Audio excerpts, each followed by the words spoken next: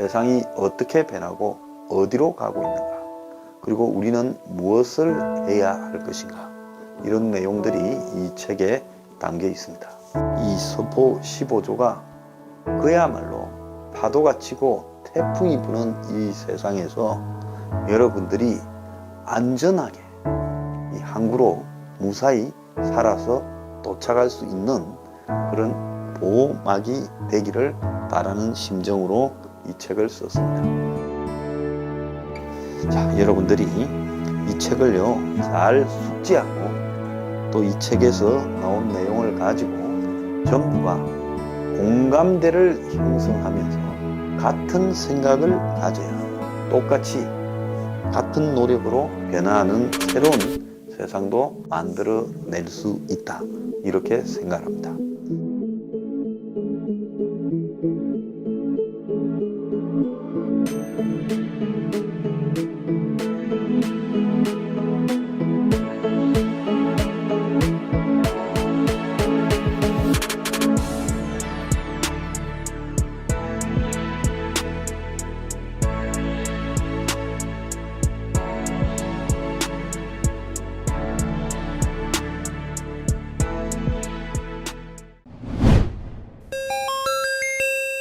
시청자 여러분 안녕하십니까. 차이난다 클래스 스포 15조 오늘 세 번째 시간입니다.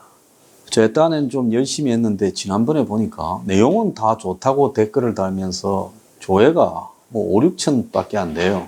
그래서 참 아무리 좋은 강의를 열심히 해도 대중들이 공부하기를 싫어하면 이거 참 방법이 없는데, 가급적이면 많은 분들이 좀 봐주셨으면 하는 그런 부탁입니다.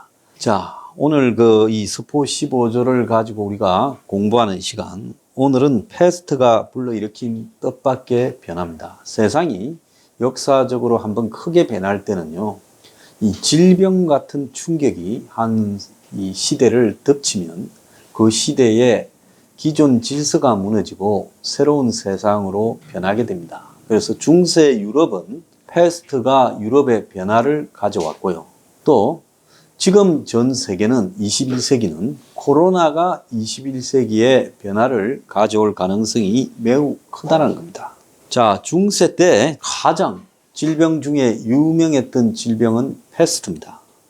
그래서 여러 가지 질병이 유럽에 덮쳤겠지만은, 그런데 유럽에 가장 큰 충격을 준 것은 그 중에 패스트 하나가 사람들 기억에 남아서 지금 회자됩니다. 원래 몽골군이 유럽으로 이렇게 쳐들어갈 때 몽골군을 따라서 왔다가 몽골군을 따라서 온 지가 몽골군이 흑해 연안에 유럽의 성들을 공격을 할 때 패스트에 걸려서 죽은 몽골군의 시체를 이렇게 성 안으로 같이 투석기로 던져 넣었다고 합니다. 그래서 그 성에서 패스트가 이렇게 번져서 함락이 되었대요. 그게 흑해 연안에서 이제 무역하는 배를 타고 이탈리아로 오게 되고, 그것이 이제 전 유럽으로 퍼져나가서 영국까지 유럽 전체를 덮쳤습니다. 그래서 패스트의 영향으로 유럽 인구의 많게는 한 50%가 죽었다, 이렇게 나오고요. 그래서 1000년 동안 중세 사회가 이 로마 제국의 몰락 이래 유지되어 오다가 14세기 중반, 그러니까 1360년대 전후로 해서 패스트가 번지면서 중세 유럽의 기반이 밑에부터 다 무너져 버렸습니다. 패스트로요. 그래서 지금 코로나에 없는 서민들이 세계 곳곳에서 많이 죽어가듯이, 그때 유럽에서도 패스트로 주로 죽어간 사람은 농노 계급의 하층민들이에요. 그때 유럽의 그 부자 귀족들은 다 어디로 갔느냐? 산속에 있는 고성으로 피신을 갔습니다. 그래서 우리가 유명한 이탈리아 작가 보카치오의 데카메론이라는 소설이요, 패스트가 유행하던 시기에 피렌체 교회로 피난을 간 귀족들이 심심하니까 이야기를 지어내서 썼던 것을 묶어서 소설로 나와서 세계적인 고대 문학이 된 겁니다. 자, 지금 2020년요. 그때하고는 다른 계급이 없는 사회라 하지만은 이번에도 코로나가 유행하는 부분에서 글로벌 계급 차이가 너무 심하게 드러나죠. 부유층은 지금도 산속의 별장이나 휴양지, 리조트 이런 데서 딱 들어앉아서 호화 휴가를 즐기면서 코로나가 남의 일이고, 빈곤층은 코로나로 사망하거나 생명의 위협을 일상의 삶의 노동 현장에서 계속 받고 있죠. 그래서 중세 유럽의 패스트가 농노층을 주로 공격해서 죽였듯이 코로나도 지금 미국 같은 경우에 보면 압도적으로 흑인 사망률이 높고 그 다음에 히스패닉이 높으면서 미국의 이 계층 수준에 따라서 밑에 계층부터 압도적으로 많이 죽어가고 있습니다. 그래서 코로나가 신카스트, 새로운 계급 제도를 완성하는 것일 수도 있다라는 이야기가 들려요. 어쨌거나 14세기에 전 세계 인구가 한 4억 5천만쯤 됐는데 패스트로 한 1억이 죽고 3억 5천만 명 정도 남았어요. 근데 그 죽은 1억이 대부분 당시 농업사회니까 농사를 짓던 농노, 그러니까 노예처럼 땅에 애속되어서 영주를 위해서 평생 벗어나지 못하고 살던 농노들이 주로 죽었어요. 그러면 어떻게 되겠습니까? 농노들이 위생이나 건강 상태가 열악하고 이동이 어려우니까 도망도 못 가고 소장농 농노들이 주로 죽으면서요.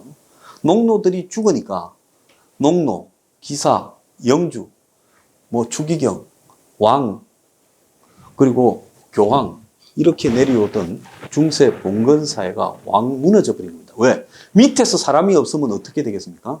농사 지을 사람이 다 죽어버리고 없어져 버렸단 말이에요. 그래서 농노 계층이 급감을 하면서 봉건제가 무너졌다는 겁니다. 그래서 하청의 농민들이 이제 살아남은 농민들이 배짱을 튀기는 거예요. 나 너네들한테 매여서 일 못하겠다. 내 월급 한 너댓 배 올려주라. 실제로 이랬답니다. 그러니까 농노 임금이 급상승하면서 영주들이 농노들한테 월급을 못 주어서 파산하는 일이 생기고 중세가 붕괴되기 시작했다는 거예요. 그러다가 이제 머리가 좀 깨인 농노들은 나 니한테 안 붙어 있고 떠날란다. 떠나면 너 그냥 안 두고 죽이겠다. 그럼 우리가 반란을 일으키지. 이래가지고 이제 간이 커진 농노들이 농민 반란이 유럽 곳곳에서 일어나서 영주하고 농민하고 충돌하다가 이제 규모가 커져서 엄청난 규모의 농민 반란이 유럽을 덮쳤습니다. 자, 그리고 패스트가 온 데다가 거기에다가 농민 반란까지 겹치니까요. 이게 중세 사회가 이제 완전히 몰락하기 시작한 겁니다. 그래서 이제 그때 이후에 노예 같은 농노가 아니라 계약 관계에 의해서 농사 지어주고 월급 받는 자유노동 체제로 바뀌었고 영주 귀족의 힘과 권력이 무너졌어요. 그래서 서유럽에서는 일찍 무너져 버렸고 동유럽에서는 그래도 좀 늦게 무너졌어요. 동유럽은 패스트가 심하지 않았어요. 그러니까 동유럽은 봉건제가 좀 더 오래 유지됐고 서유럽에서는 일찍 무너졌다. 그래서 동유럽이 서유럽보다 지금 훨씬 못 살고 있다라는 겁니다. 그래서 그때 이제 자유를 얻은 농노들은 이제 나 빠이빠이 큰 도시로 가서 그냥 내 기술을 팔아서 먹고 살겠다고 떠나기 시작했어요. 그래서 땅에 매이지 않고 이동을 자유롭게 해서 도시로 가가지고 장인이 되거나 아니면 거기 가서 나 이제 내 땅 가지고 농사 짓겠다고 하거나 아니면 큰 비용을 받고 농사를 지어주는 이런 소장농으로 거듭나면서 중세 봉건주의 사회가 체계가 완전히 무너져 버렸다는 겁니다. 자, 그런데 또 하나 충격을 받은 계층이 뭔가 하면 가톨릭 종교죠. 그때는 중세 사회는 그야말로 가톨릭 신부들이 주교, 추기경, 교황으로 가는 이 계급이 유럽을 또 달리 영주처럼 지배해 왔어요. 그런데 이들이 패스트가 덮치니까 사람들이 다 어디로 가겠습니까? 신의 형벌이다 이러면서 신한테 몰려가겠지 않겠어요? 그런데 종교적인 맹신에 사로잡혀서 마녀 사냥을 하기 시작했어요. 저기에 저 여자를 죽여라, 불태워라. 저 여자가 패스트를 끌고 온 마녀다. 이거는 악마의 장난이다. 이런 식으로 이야기를 한 거죠. 그런데 사람들도 처음에는 그런가 했는데 나중에 보니까 이게 질병이라는 걸 알게 됐고 대중적 지지를 완전히 상실해 버리면서 신의 중심으로 돌아가던 이 세계관이 가치관이 무너져 버렸어요. 그럼 신의 가치관이 무너지면 그 자리를 대신하는 게 뭡니까? 인간의 영역이 확장되어서 인간의 기술이라든지 기술 있는 장인들이 예술품 등을 만들어내는 그런 신 중심의 세계관에서 인간 중심의 세계관으로 이렇게 바뀌어버린 겁니다. 그래서 인간 중심의 세계관이 나온 게 뭡니까? 이탈리아에서요. 그게 르네상스, 즉 문해부흥이라고 부르는 그야말로 인간이 예술로서 이 자신을 알리는 운동이 이제 본격적으로 시작된 거예요. 그래서 이탈리아 피렌체 등을 중심으로 돈 많은 이런 귀족들의 지지를 받으면서 르네상스 운동이 유럽 전역으로 퍼져갔고 신이 아니라 사람에 대해서 연구하는 그런 학문들이 유행해서 자 그러면 그때 신의 시대 때는 이 바다 끝까지 가면 절벽이 있어서 큰 폭포처럼 떨어져 죽는다 했습니다. 근데 인간 중심의 세계관을 가지다 보니까 지구가 둥글다고 되고 둥글면 계속 가도 또 다른 대륙과 또 다른 사람이 있지 않겠느냐 가보자 이래서 대교역의 시대를 열은 겁니다. 자 그런데 패스트가 유행할 때는 이 배 안에 주로 쥐들이 많이 있어요. 배 안에는 항상. 그러니까 쥐를 태우고 항해를 하면 패스트가 배 안에서 번지면 다 죽지 않습니까? 그런데 패스트가 이제 종식이 되니까 그동안에 르네상스 운동 등으로 과학이 발달하고 항해술이 발달해서 이제 사람들이 널리 여행을 하기 시작했어요. 그래서 그때 유럽에 가장 귀했던 게 향신료예요. 향신료라는 게 뭔가 하면 그때는 유럽에 냉장고가 없던 시대니까 사람들이 대부분 좀 썩은 음식을 먹었어요. 그러니까 음식이 굉장히 냄새가 나고 먹기가 역겨우지 않았겠습니까? 그런데 후추라든지 카레라든지 이런 조미료 종류가 등장하기 시작해서 그런 거를 쳐가지고 음식을 먹으니까 훨씬 맛도 있고 약간 상한 맛도 감출 수가 있었다는 거예요.